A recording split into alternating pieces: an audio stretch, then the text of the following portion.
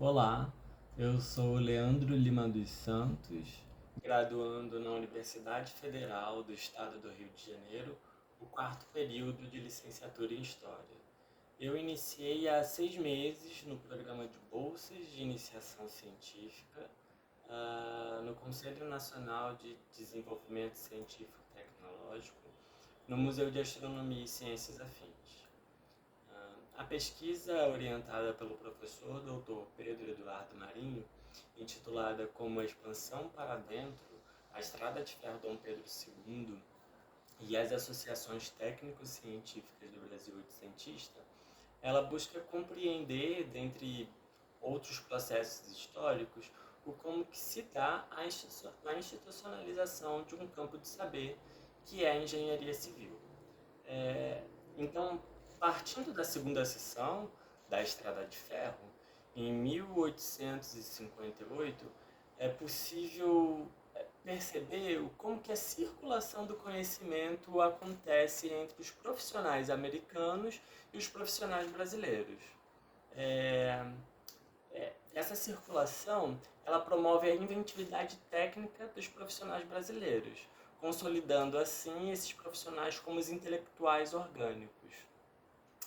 Esses intelectuais eles estão em algumas instituições de ensino, no clube de engenharia, no Ministério de Obras Públicas, e assim é possível perceber também que os intelectuais orgânicos eles estão galgando postos de poder de frações hegemônicas dessa sociedade imperial.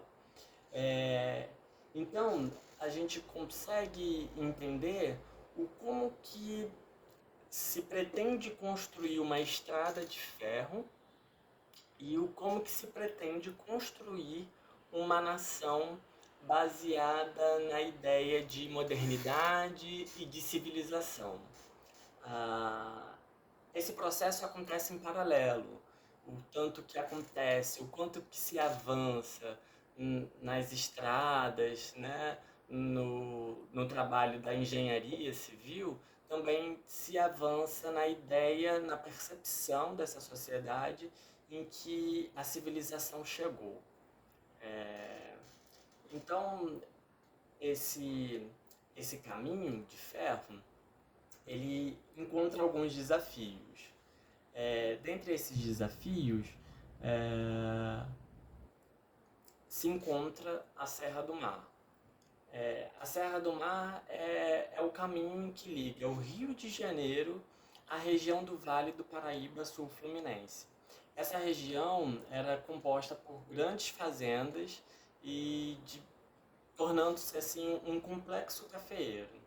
Então, antes de acontecer a obra da Estrada de Ferro, toda essa produção agrícola que acontecia no Vale do Paraíba, ela era transportada até o porto do Rio de Janeiro através de tropeiros.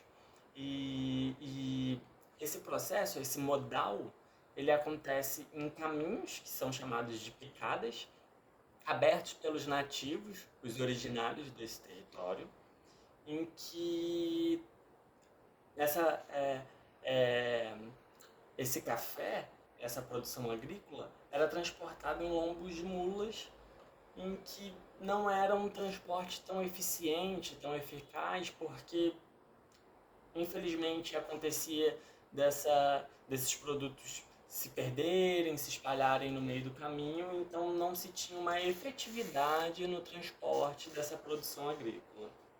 Então, quando a estrada de ferro avança a Serra do Mar, transpassa morros e declives e aclives, que é uma série de desafios que tem presente na Serra, é possível perceber a modernidade chegando a lugares mais distantes, ao interior, e é também possível perceber um desenvolvimento econômico. Isso porque o transporte que era feito em lombos de mulas anteriormente, ele passa a ser feito nos vagões da estrada de ferro, com muito mais eficiência, pois tudo que era colocado, a produção agrícola que era colocada no Vale do Paraíba, ela chegava com mais interesse no porto do Rio de Janeiro. Então foi perceptível esse desenvolvimento econômico por conta desse escoamento da produção agrícola. Então, nesse sentido, essa obra ela se torna uma das obras mais complexas da América Latina do século XIX. E a gente pode perceber como que impacta naquela sociedade. Então, a pesquisa ela busca compreender e entender todo o cenário político, econômico e cultural da sociedade oitocentista no Brasil, e percebendo esses desdobramentos dentro de instituições, postos de poder, a noção de modernidade disseminada naquela nação, e também perceber o aspecto econômico como trazendo e apontando a eficiência e a eficácia desse transporte.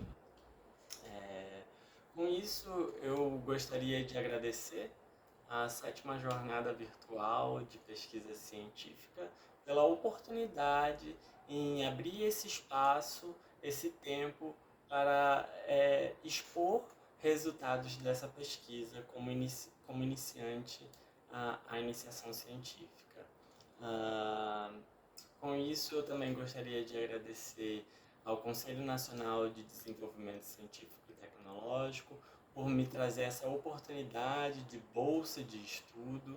Gostaria de agradecer ao professor Dr. Pedro Eduardo Marinho e ao Museu de Astronomia e Ciências Afins por me possibilitarem ter o contato com a pesquisa histórica, o contato com a pesquisa científica e tecnológica. Muito obrigado.